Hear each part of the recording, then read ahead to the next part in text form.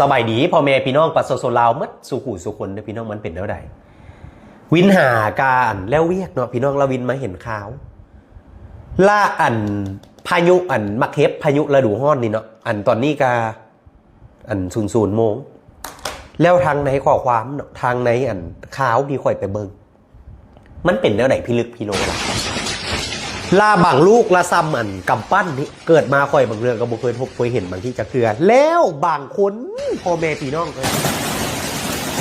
หากระสุนเสียคนในครอบครัวไปบางคนทุกข์อยู่แล้วบางคนมีเรื่องให้มากระทบจิตใจอยู่แล้วเคาะซ้ำกำซ่อนซวยอยู่แล้วแล้วมาเจออันนี้เข้าไปอีกพ่อแม่พี่น้องเลยพอเห็นแล้วค่อยก็เป็นตามอีตนอีหลีพี่น้องบางคนคือเนาะมันอธิบายเป็นคำว่าบ่ได้บางคนเขาเจ้าเจอมานักมาหนาแล้วมาเจอจังซี่อีกแล้วไปหมดเลยหลังคาเครื่องที่จำเป็นเป็นตู้เป็นโต๊ะเป็นตังเครื่องไส้ในบ้านไปหมดเลย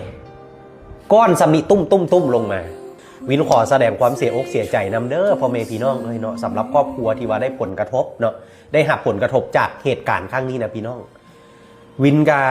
นั่งคิดเนาะพี่น้องเนาะวินเห็นข่าวพี่น้องวินก็บ่ฮู้ว่าวินจะซวยแนวใดเดี๋ยวมื้ออื่นพี่น้องวินจะให้ทีมงานวินเด้อไปลงพื้นที่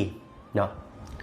ว่าเป็นแนวใดจะซวยกันได้แนวใดน้ำใจเล็กๆน้อยๆเฮานะแล้ววินจะโอนเงินบริจาคให้200 ล้านเนาะพี่น้องเพื่อจะให้ถึงมือครอบครัวที่ว่าได้รับผลกระทบอีหลีเดี๋ยววินหาข้อมูลก่อนเนาะพี่น้องว่าวินจะโอนให้ผู้ใดเพื่อไปมอบให้เนาะเป็นตัวแทนของวินเพราะวินก็บ่ได้อยู่เนาะพี่น้องถึงวินจะปฏิบัติภารกิจอยู่หลายประเทศวินกาจะส่งเป็นกำลังใจไปวินกาขอพี่น้องเนาะให้ลูกค้าที่ซัพพอร์ตอุดหนุนวินตลอดนะพี่น้องมีสุขภาพอนามัยที่แข็งแรงนะมีแต่ความเจริญก้าวหน้าขอเป็นตัวแทนให้กับลูกค้าของวินเด้อและขอเป็นกำลังอกกำลังใจพี่น้องทุกครอบครัวที่ว่าได้รับผลกระทบในเหตุการณ์ครั้งนี้พี่น้องผ่านวิกฤตนี้ไปให้ได้เด้อพี่น้องสู้ๆขอเป็นหนึ่งกำลังใจให้เด้อพ่อแม่พี่น้องเอ้ยสู้ๆหมู่เจ้า